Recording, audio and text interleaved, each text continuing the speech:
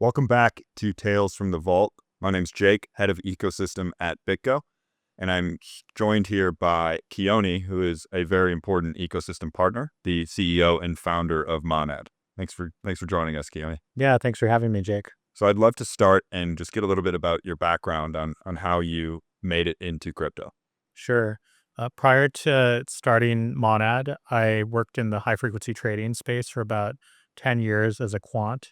So it was a lot of big data processing, building really large data sets, and using machine learning to extract signal, and then built really low latency trading systems to take that into account and make trading decisions. Our trading team traded at just really high frequency strategies for a number of years in most of the really high volume instruments, especially futures in the space. And then so did that for about 8 years at Jump Trading. Joined the crypto team at Jump in 2021 and spent a little bit of time there, focused on Solana DeFi before leaving and starting Monad along with two other co-founders. What Keone missed there is that he is a computer science graduate of MIT for both undergrad and master's. So how did you go from computer science at MIT to going into the HFT quant trading side? Yeah, I graduated in 2011 when HFT was not quite as well known as it is now, but um, yeah, I did computer science at MIT.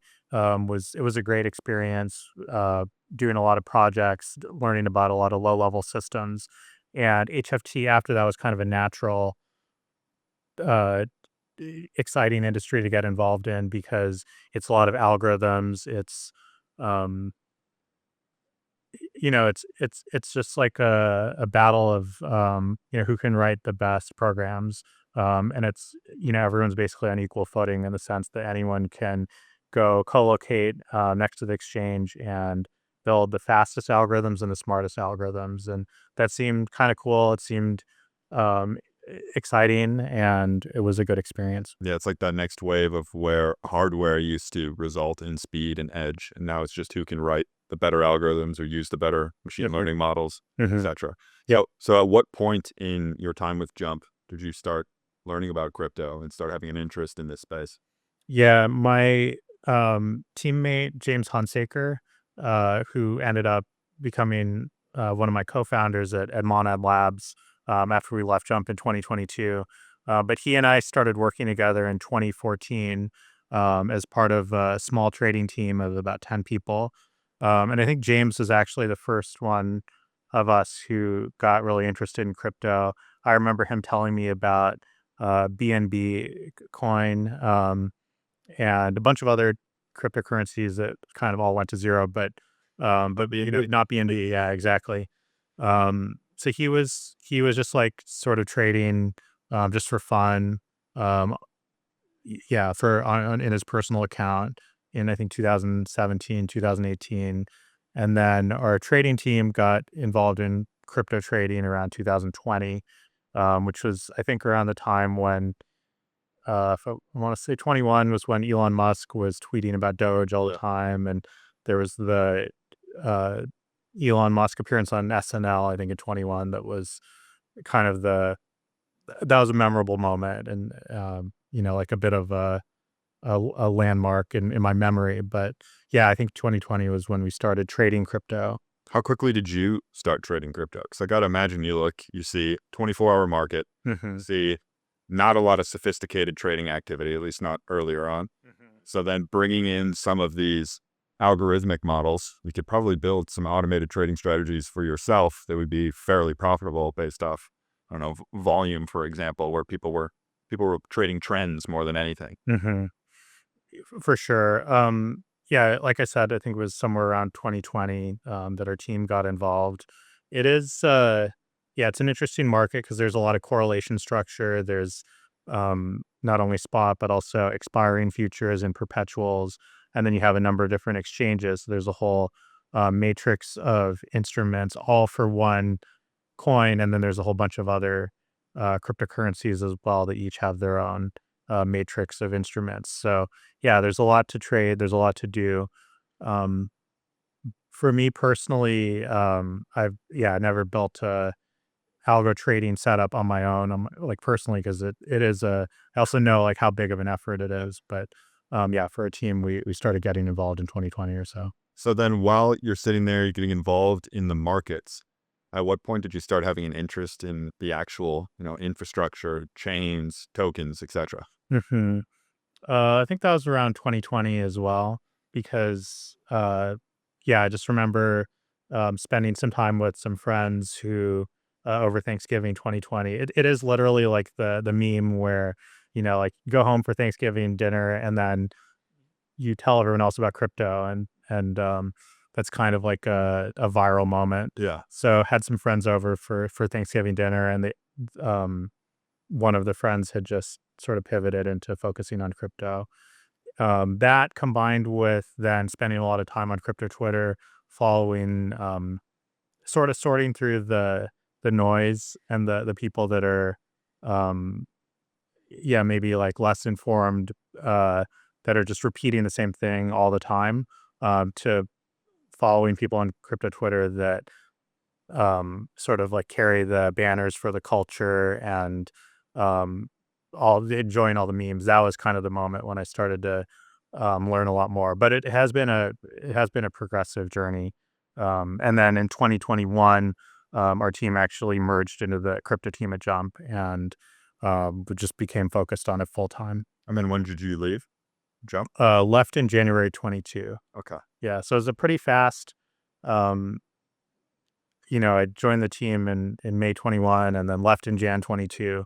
But as you know, in crypto, things happen very quickly. Very quickly, um, kind of got the lay of the land of Solana DeFi, and um, saw the strides that Solana had made in terms of building a really performant system, and saw the extreme inefficiencies of Ethereum and the EVM, and realized that there was a need for a lot more optimization. Yeah, totally. What gave you the confidence that you could leave Jump, go be the CEO and founder of a new project in an entirely new space? Hmm. I think everything is about your teammates. So, for me personally, knowing that um, upon starting Monad, I had two really great co-founders, James Hunsaker and Eunice Giarda, who really helped balance me out. And the three of us, I felt like we could make a huge dent in this problem. And I'd been working with James since 2014. I'd seen him solve incredibly hard problems and reinvent the system every like 2 or 3 years. And I just knew his level of knowledge of really low level systems, that combined with the skills that I had on the quant side and being able to reason through new problems. And then Eunice's problem solving ability and ability to organize a team, and um, her product background, all of this together, like that's a really solid unit that I would definitely be willing to go into battle with. Yeah, that's always great. Have that foundational team and trust and experience. Like that's all great. Yep. So let's start getting into Monad. I want to start from like a technical perspective. Okay. So what made you decide to build on ETH to begin with, rather than starting maybe an L1 with a similar performance, or even you mentioned Solana, like building something with Solana. So Monad is an L1, actually. So although Monad is a part of the Ethereum ecosystem, it's a separate L1 that it's not like an L2 that Right. they're connected to Ethereum directly. But really, what we saw was the EVM is a really powerful standard. It's the dominant standard for smart contract development. Almost all capital on chain is in EVM smart contracts. Almost all of the applied cryptography research is being done in the context of the EVM. Um, and there's so many great libraries, a lot of developer tools, and a lot of really talented developers. They're all building for the EVM. Yep. And in spite of that, they're doing that in spite of the fact that the existing systems that power the EVM are really not that performant, especially compared to Solana. Yeah. And so I think when we started Monad, Ethereum was processing about 10 transactions per second. which translates to about 1 million transactions per day. And I mean, anyone can look at that and immediately realize that there's an issue here, which is that if you build an app and your app has 10 million daily active users, that literally cannot fit on Ethereum because Ethereum can only process 1 million transactions per day, not even to say 1 million users per day. Um, so there's a need for much, much, much more performance. And we looked at the system, we looked at where a lot of the bottlenecks were and identified several major bottlenecks and thought about it and had some plans for how to introduce new architectures that could address those bottlenecks. Talk to me, get into the weeds a little bit on that system design and what Mm. makes Monad special. Yeah. The so just to sort of recap Ethereum a little bit, Ethereum is a decentralized network that has about 10,000 machines that are all um, processing the blockchain, that are all processing every single transaction in every single block, and that are all staying in sync with each other. So every single node has the same copy of the state of the world. Like they have all the same account balances. All of the smart contracts all have exactly the same states. They're all completely in sync with each other. And in order to run this system, in order to like maintain this property that 10,000 nodes are all in sync with each other, we have sort of two major sub problems. And those sub problems are the problem of consensus and the problem of execution. Consensus is the distributed systems problems. It's the problem of keeping all these nodes in sync with each other, allowing them to agree on an official ordering of transactions that each of the nodes will execute individually. Meanwhile, execution is the problem of taking a list of transactions where some of the transactions are, um, Keone sends 10 USDC to Jake, um, and other transaction is like Jake deposits 20 USDC into Aave, which is a smart contract. And like each one of those transactions is basically encoding some change in the state, and each of those nodes that are globally distributed needs to do that exact same computation. And then lastly, I guess I should mention that execution is done using a virtual machine. So it's kind of, I don't know if you remember, like um, back in the day, the JVM, the Java Virtual Machine, was more popular. And so developers would build a program using Java, they'd compile it, and then like no matter what kind of computer you were running, whether it was Windows computer, Windows 95, Windows 98, Could run that Mac, program. you could all run them inside of the same sandbox. And you could run that same program. So the EVM is kind of like that. It's a virtual machine. Developers build their programs. They write it in a code called Solidity. They compile it down to the EVM bytecode, and they upload the bytecode to the blockchain. That bytecode then lives in a particular each program like is assigned a different address, and then people can submit transactions that call on that code. And when that code is run, it's run inside of that a sandbox on each machine. Anyway, the point is that the bytecode standard is well defined. The virtual machine is well defined. Um, and all of this, it all works in Ethereum, but it's also very slow. It's 10 transactions per second, or rather about 120-ish transactions every 12 seconds, which is 10 TPS. And what is your advertised TPS right now? So Monad is rebuilding all the different components, whether that's the consensus or the execution, or how the consensus and execution interact with each other, as well as subcomponents there to enable over 10,000 transactions per second of throughput, um, which equates to 1 billion transactions per day. Yeah. Wow. So take me through how you got there with the different components and what those components are. Sure.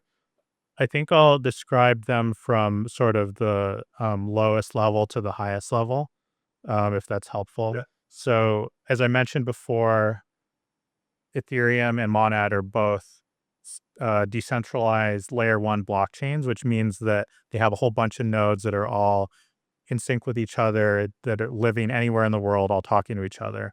And then the execution part is the part that that spins up a virtual machine instance and loads the code that is being invoked for that particular program, runs it in that virtual machine, figures out what um, state transitions need to happen as a result of that program running, and then commits those changes to the state back to wherever the state is stored. Yeah. So there's sort of five, I'll mention as a summary, like five major improvements that Monad is introducing and described from lowest level to highest level. Those are MonadDB, which is a new database for storing state a lot more efficiently. Number two is optimistic parallel execution, which is allowing many transactions to be executed in parallel. Rather than serial. Exactly, rather than serial. The third optimization is asynchronous execution, which is the property of sort of staggering work between consensus and execution, um, rather than having them be done in a very interleaved fashion. Yeah. So by staggering them, we actually enable the full block time to be used for execution as opposed to a small fraction of it. I'll explain why a little bit later.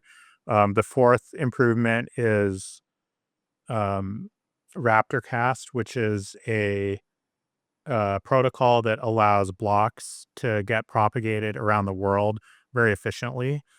So, as I was mentioning before, in consensus, we have a whole bunch of nodes all distributed around the world that all have to come to agreement about a block. And a block is just like a list of transactions as well as some metadata. And in the consensus mechanism that Monad uses, as well as the consensus mechanism that other blockchain protocols use, for each block, it's produced by a singular leader who chooses the ordering of the transactions, assembles the block, and then ships it out to everyone else. Yeah. And the problem is for Monad, because Monad's really high throughput, because of these other improvements, the blocks are literally just very big. Like there's a lot of transactions in them. So a fully packed block with 10,000 transactions ends up being about 2 MB. So in order to get that 2 MB payload out to everyone else, we need a really smart strategic algorithm for cutting that block up into small pieces, shipping each of the pieces to different nodes, and then having each of those nodes sort of Reassemble. actually propagate all those pieces to all the other nodes. And then when every node has all the pieces, then they reassemble. Yes. Okay. Yeah. Yeah, very interesting. So that's the fourth one. And then the fifth one is Monad BFT, which is a new consensus mechanism that gives a balance of both high performance, high capacity, and also resilience to a problem that we call tail forking, which happens when blocks get invalidated in other sort of like sister protocols. So it's a sort of a refinement of previous consensus mechanisms that also have some of these properties, but have a bad property that's like that, but without the bad property. And so how does that work? Um, Great question. So, what I can tell you first is that consensus mechanisms traditionally have kind of gone down two routes. One is that they use all-to-all communication, meaning that every node messages to every other node in order for them to come to consensus about whether they agree on a block being valid or not. Right. So all-to-all means that every node messages to every other node their votes. Yeah. And the problem with all-to-all communication is that it doesn't scale, because if your network has 10 nodes, then we need to send 10 squared 100 messages. But if the network is 100 nodes, then you need to send 10,000 messages. And if the network is 1,000 nodes, you have to send 1 million messages. So clearly all-to-all protocols are really bad from that perspective. And as a result, all of the blockchain networks that use all-to-all communication basically have a very small number of nodes. Right. But if we have a very small number of nodes, then it's not very decentralized. And that's kind of the whole point. So for reference, Ethereum has about 10,000 physical nodes that are participating in consensus. Solana, I believe, has about 4,000 or so. But a lot of other blockchains are more on the order of like 30 or 40 because of this all-to-all problem. So Monad and other blockchains, instead of using an all-to-all communication mechanism, they use kind of a fan-out, fan-in communication protocol, meaning that the leader broadcasts the proposal to everyone. It's like fan out, and then everyone else sends their votes only to the next leader. Um, that's the fan in part. And then that leader assembles all those votes into something called a quorum certificate, which is like proof that all of those other nodes all voted yes on that original proposal. And then that quorum certificate gets broadcast out to everyone. So when everyone receives that, then they kind of have proof that each other all voted on that thing, voted yes on that original proposal. And then sort of sparing some of the details, this protocol ultimately concludes in after multiple rounds of fanning out and fanning back in all of the nodes being sure that the original proposal was agreed upon by everyone. Yep. And when that happens, then the block can be finalized. It's just consensus. Yeah, exactly. And just to give a tiny bit more, so that I typical typical fan out, fan in protocols have multiple rounds of this sequence happening because it is required that nodes receive the proof of the votes from other people in order to be sure that uh, the nodes originally got that. Yep. And so there's multiple rounds of this, which is then inefficient because every single round of communication can be round the world communication. Like nodes might be on opposite sides of the world, and that can take 200-ish milliseconds for round the world communication to complete. So as a result, this makes the protocol not as take a long time to produce a block because there's going to be multiple rounds of this. So in order to make that faster, then we want to have a block proposal every single time there's one of these rounds of communication. So that's what pipelined. Sorry, I should have also told you.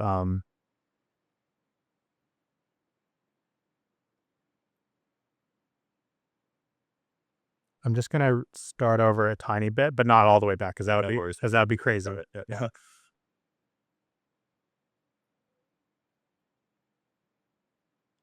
I told you about there being many blockchain consensus mechanisms that use all-to-all communication. It's that version is simple. However, it doesn't scale to many, many nodes. And in order to support a high degree of decentralization, we really want there to be at least hundreds, hopefully thousands, Yeah, hopefully ideally tens as of many as thousands, you can get. as many as you can get. And for that, we need a smarter form of communication and a smarter consensus mechanism. And that's really where fan out, fan in consensus mechanisms come in because they allow for linear communication complexity as opposed to quadratic. Yep. And there are some pros of that, but there are also some cons of that.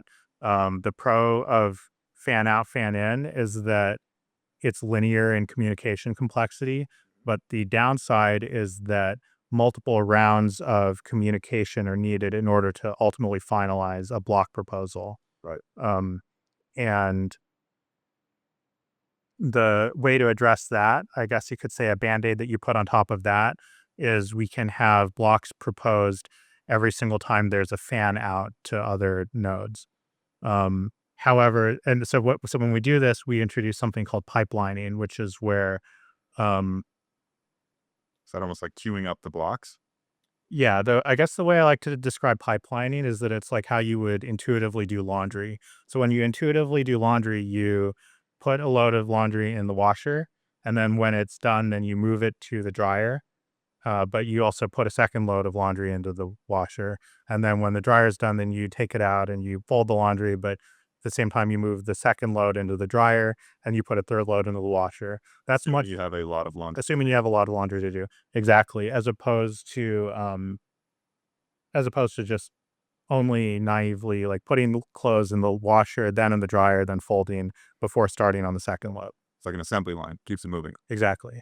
Yeah. So, um, Monad BFT is this new consensus mechanism, and it implements pipelining in the consensus so that when a block gets produced, even though there's multiple rounds of communication that are needed in order to finalize that block, during each round of communication, a new block ends up getting proposed and can kind of progress onward. And what does BFT stand for? BFT stands for Byzantine fault tolerance. So this is the property that is super important for every blockchain. It means that even if some of the nodes are faulty or even malicious, the remainder of the nodes can still always come to agreement, and can ignore basically the faulty nodes. Yeah. And so in Monad and in other, or Monad BFT and in other similar algorithms, there's a tolerance threshold of 33%. So as long as less than 33% of the nodes are malicious, the network can still keep producing blocks. Yeah, very important, especially when you're talking about scaling to tens of thousands of nodes. Exactly. Yeah. And then the other thing is in Monad BFT, the threshold for a malicious node is even higher.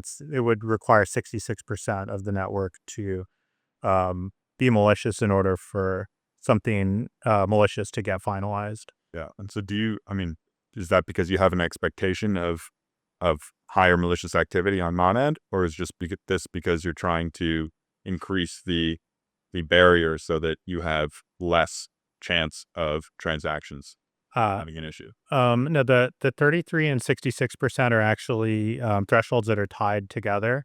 So the 33% threshold is what's called a liveness threshold. Got it. So uh, more, as long as less than 33% of the nodes are faulty or malicious, the network will stay live. The network will continue to produce new blocks. Got it. And then as long as less than 66% of the network is malicious, no bad block will get finalized. Got it. So those are two different thresholds that have two different sort of things that they're protecting against. And you could see that they're actually like directly tied to each other, or like rather one is the inverse of the other, because as long as, when I say like less than 33% of the nodes are malicious, in order for the network to be live, the other way of saying it is like at least 66% of the network is alive, is online, then we could produce new blocks. And how computationally heavy is BFT? Um, What is doing the computation? yeah. So BFT is a mono BFT is basically this algorithm that all of the nodes run and that they all like use to stay in sync with each other.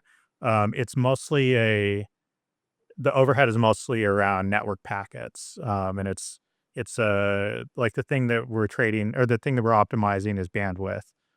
It's not computation per se. The computation is not really that complex. It's like verifying some signatures and checking some Merkle proofs in a Merkle tree. But most of it is like computational, or sorry, it's communication overhead.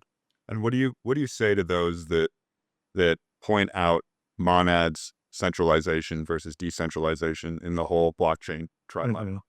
Yeah, Monad is an effort to introduce new technology, new software that advances the decentralization and performance trade off. That is to say, that gets more decentralization for the same level of performance, or gets more performance for the same level of decentralization. So it's actually, although we agree that one could design a network that you could take Ethereum and then you could change some of the parameters on it, like make all the nodes a lot bulkier, much higher hardware requirements, and much fewer of them. And then you could get more performance by doing that. But of course, that would reduce the amount of decentralization that Ethereum had. And so with Monad, we're introducing new software so that we can go up the performance scale without reducing decentralization, or we can go up the decentralization scale without going down the performance scale, starting from a different point on that curve. What do you think stopping the Ethereum Foundation from proposing a change to Ethereum that would match the speed of Monad and throughput of Monad or any of these other hyper EVM chains? We're Yeah, we talk to researchers at the Ethereum Foundation all the time, actually, and are hopeful that they will incorporate some of the changes that we've introduced within Monad, because at the end of the day, that actually makes the entire ecosystem better. Yeah. I would say that Ethereum is a really big protocol with a really big research team and a lot of, um, it's like harder to change the plane as you're flying it, so to speak. Yeah. It's a Um, big plan too. yeah, exactly. It's a big plane. But we're actually quite excited about some of the changes that are being debated in Ethereum research circles, such as introducing asynchronous execution, which is something that, a drum that we've been beating for a couple of years. Yeah. So yeah, there's no conflict, and at the end of the day, we want to see Ethereum get better. Yeah. At the end of the day, for a lot, if not all protocols outside of like Solana ecosystem, ETH remains that layer beneath that allows for growth, ecosystem growth, and decentralization as well across different dApps, protocols, etc. So yeah, I agree that it's still going to be that foundational layer regardless. So anything they can do to improve will just lift you guys up that much higher. And so how are you guys viewing ecosystem partners and builders on Monad? And is there certain subjects that or certain not even necessarily subjects, I guess, certain applications that you see as being very important to Monad or they see as Monad being very important to them? hmm I think that at the end of the day, the thing that a decentralized performant layer one gives us is a credibly neutral base layer, that can serve as an actual asset ledger and asset database for that goes cross borders. Currently, we live in a world where there's a lot of centralized individual asset ledgers. Like every bank is, you could think of a bank as a big database that has a bunch of account numbers and balances. And like, this is all just internal to one bank. And then there's another bank that kind of has the same thing. And when movement happens between banks, like we see those as wires or ACHs, um, but there's a lot of frictions from the centralization of these different asset ledgers. And I think the promise of Ethereum and more generally the promise of crypto is that we can push some of these like very highly centralized ledgers downward into a base layer that transcends borders and that allows for freer movement of money, and that ultimately results in more opportunities for people regardless of where they are in the world. And maybe in the US, like we're very well served already from our great banking system and um, yeah, access to a stable currency. But in other parts of the world, that's really not the case. Like you might be banking with, it might be hard to get a bank account in the first place. And when you get it, they might charge you 5% to do a withdrawal or, um, it's like really hard to like get money from another country. So I think that that's something that ultimately a decentralized, credibly neutral, censorship resistant layer one blockchain can offer to the world.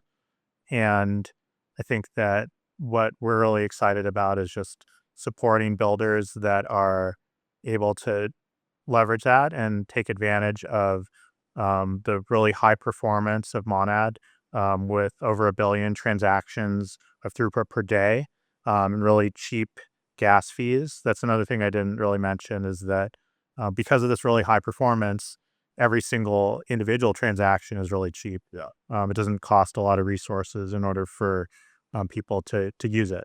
So that can scale um, to people that are building apps that want to aspire to 10 million daily active users, or apps that want to enable like really frequent transactions.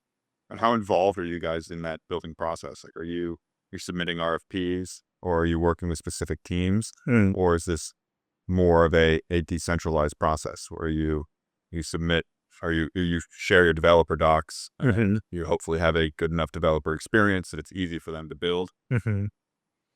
Both. It has to be a multi-pronged approach. Certainly, our docs are public; anyone can look at them. The testnet is live, has been live since February of this year, and anyone can just permissionlessly deploy contracts and put up front ends that interact with those contracts. But I think we're still in such an early stage of adoption for crypto that there is a need for meaningful ecosystem development in the form of different programs that we've run, like Monad Madness, which is a pitch competition that's happened 3 times now around the world, in New York, Thailand, and Hong Kong, over the past year, that enable developers that are building great decentralized apps to get in front of investors and give their best pitch and get resources and be able to grow from that. So it's a mix of the, um, so totally just, permissionless. Anyone can look at the docs. Anyone can try out the testnet. Anyone can get testnet tokens. That combined with a lot of like deeper efforts. Is there any clear narrative that's come out of these pitch competitions that you're excited about? Certainly high performance, high fidelity DeFi is one. They're really strong teams building fully decentralized exchanges on chain, where everything, like every single submit, every single cancel, every single fill is just something that happens on chain. That's really cool because then you get um, if really efficient swapping between assets with really low slippage. That's also fully composable, so anyone can build another app that needs the ability to swap between, USDC and EURC, the Euro stablecoin, or any other asset. Can like do that swap as a subroutine of a larger program that they built. What do you think your competitive advantage is over other hyper EVMs like Mega ETH? I think the first of all, Monad is very unique in that it's a a very performant decentralized layer one that has fully globally distributed nodes all around the world that have Byzantine fault tolerance, and is credibly neutral and censorship resistant. So anyone can submit a transaction to any one of the nodes and be quite sure that the transaction will get included very shortly thereafter. Whereas with some of the other approaches that we've seen, which are centralized layer twos that are very much embracing the centralized nature of the proposition, it's like hard to see that centralized layer two um, being a base layer for the entire world's Yeah, finance and commerce. totally agree. What are you guys doing to incentivize node operators so that you can have the actual true decentralization you're hoping for? hmm that's a great question. Right now, there are about 170 validators, node operators running in testnet 2, which we launched a couple of weeks ago. And that number will continue to go up as well. So this is really a testament to the fact that a number of validators see the sustainable business model of running monad nodes, earning inflation rewards, or earning a commission on inflation rewards, and the power of this network. But yeah, it's a um, sort of like traditional proof of stake consensus mechanism where stakers earn inflation rewards from staking, and then validator companies take a commission on that stake. Right. So I'm sure you get this question a lot. When do you guys think that launch will actually be taking place? It'll be before the end of this year. Um, there's, a lot has gone into building this effort up. Everything is built from scratch. There's been a really high level of detail in building out the new database, like building the new consensus mechanism, building everything. But anyone can try out the test net. The test net is really performant, and so most pieces are there. There's just some finalization on introducing the staking mechanism itself and an upgrade to the consensus mechanism and audit, which need to complete before the end of the year. And how much thought do you give into the various market conditions that we're seeing and what like lately there's not been a lot of launches specifically because it's not a great time to launch Hmm. chain right now. Do you guys take that into consideration, or are you purely once the thing is built and ready, you're going to launch? Correct. We're not taking that into consideration. We have a long-term mindset and a long-term view.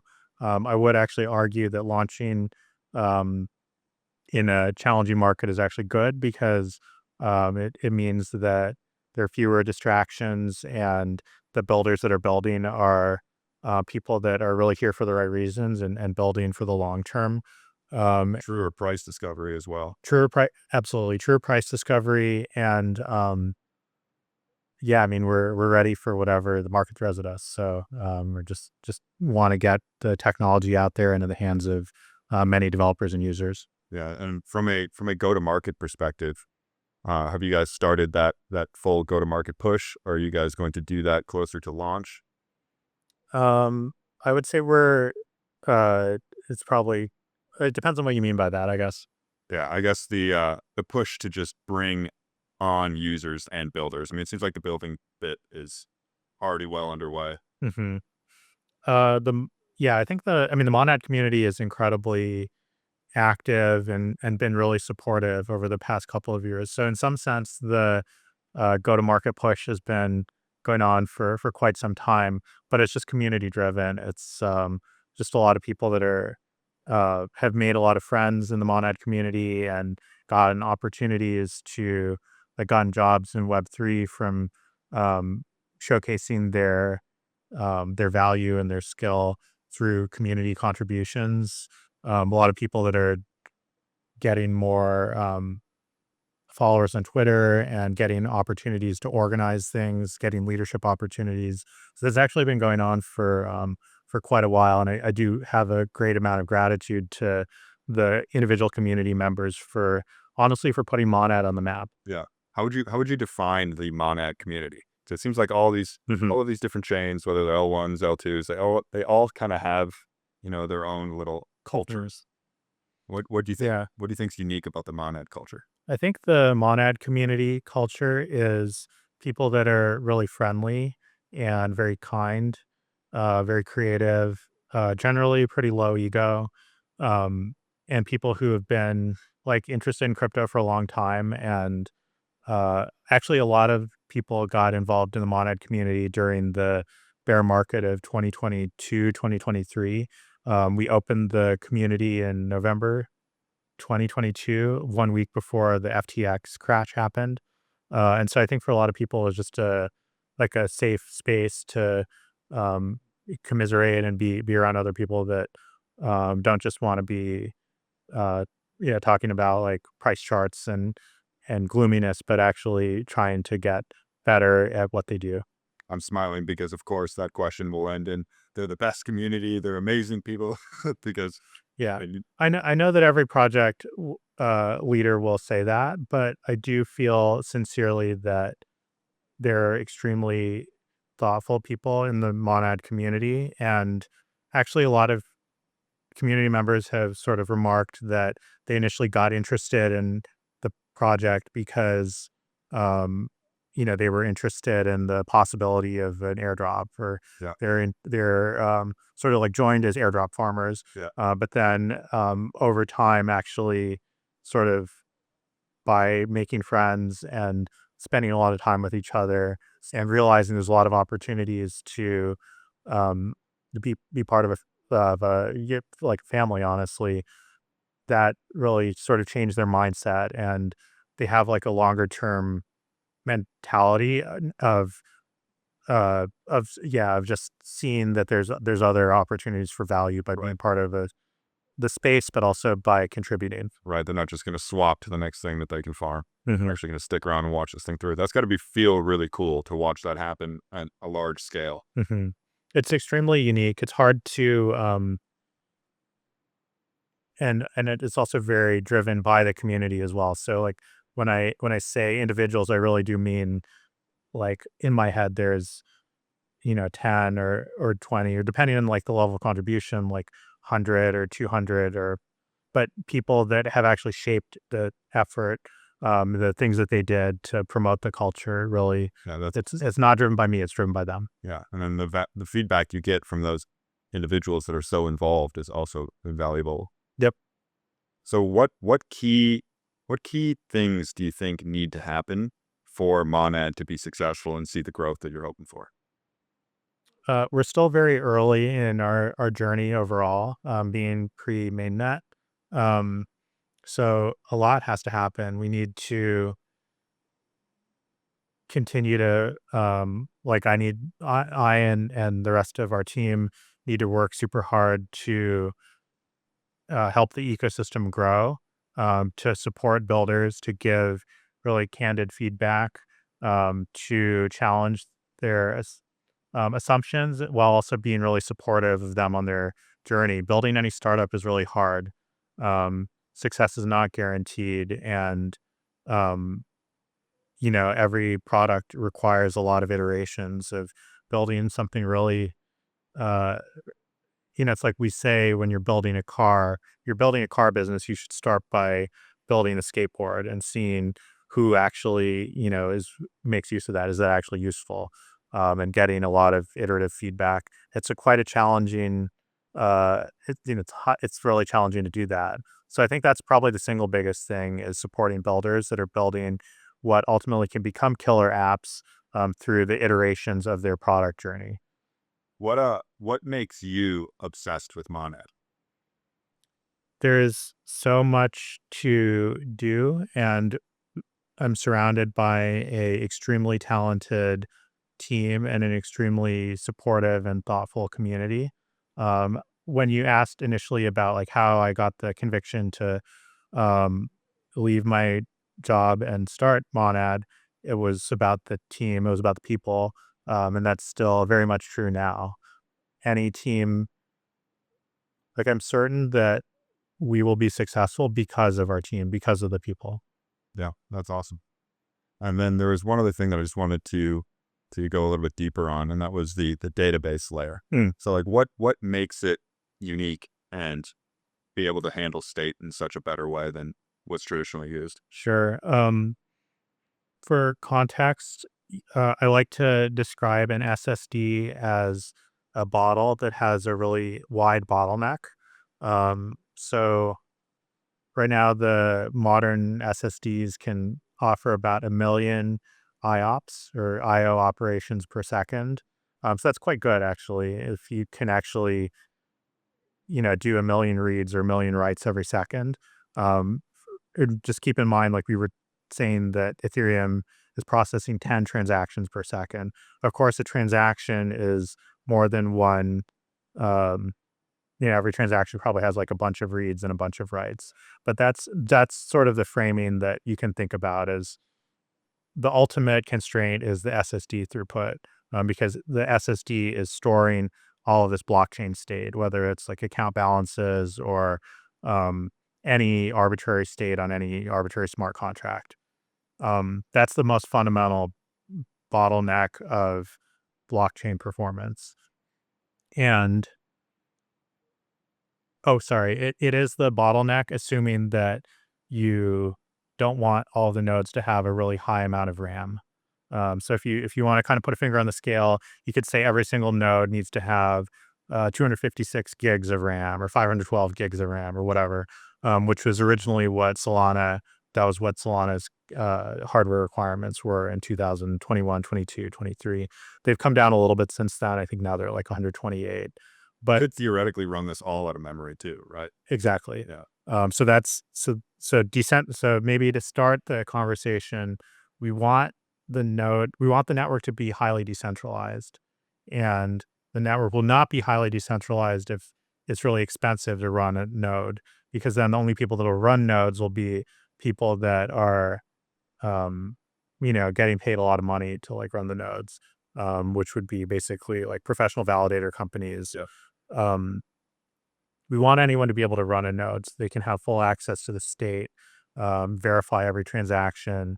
You want someone who's running a car dealership, for example, like if they want to accept payment on the blockchain, in order for them to securely know that they've taken a payment, they should be running a node so they can see, um, like Jake came into the dealership, he sent some USDC, and then I should let him drive off the lot with the car Yeah. after I see that transaction got confirmed. Yeah. Um, the point is, like, anyone should be able to run a node, and in order for that to be possible, we need to utilize SSDs really efficiently. We can't rely on really high RAM Yeah. requirements in order to do that. SSDs are great. You can think of an SSD as a bottle with a really wide bottleneck. And the job of software is to, or the job of a software designer that is building a database is basically to stick a whole bunch of straws into that bottleneck so that we can get the full throughput of that bottleneck, as opposed to only sticking a single straw into that bottleneck. And that is what you built with this database layer. Yeah, so this new database, it's called MonadDB. It's a lot more efficient than legacy Ethereum clients and their databases because it's directly storing the Ethereum Merkle tree, which is the format of storage for Ethereum and other Ethereum compatible blockchains. It's directly storing that on the SSD. It's just really optimized for this sort of form of data. It utilizes smarter pagination. So another thing is, like, when you go read some data from the SSD, you have to read it page by page. And the page is actually a lot of data. Yeah. And so if the data is stored intelligently within a page, then you could pull a page and get, a whole lot of data that's all related to each other. Whereas if it's the way that it's done right now, it ends up being much more haphazard because of the fact that there's a middle layer that is in other Ethereum clients that's controlling how data is actually stored on SSD. Yeah. Makes a lot of sense. Well, before we wrap this up, is there anything else that you're excited about at Monad that we didn't get a chance to talk about? There's a lot going on. The ecosystem has a lot of really committed builders who are long-term oriented, building great products already and iterating quickly on their products. Um, there's been a lot of support from the broader um, like developer community with support for day one of Monad from organizations like Circle, which is bringing native USDC on Monad from day one. Um, Support from Phantom Wallet, which is the top wallet in the Solana ecosystem, providing great UX, and really a lot of other unique providers that typically don't offer day one support.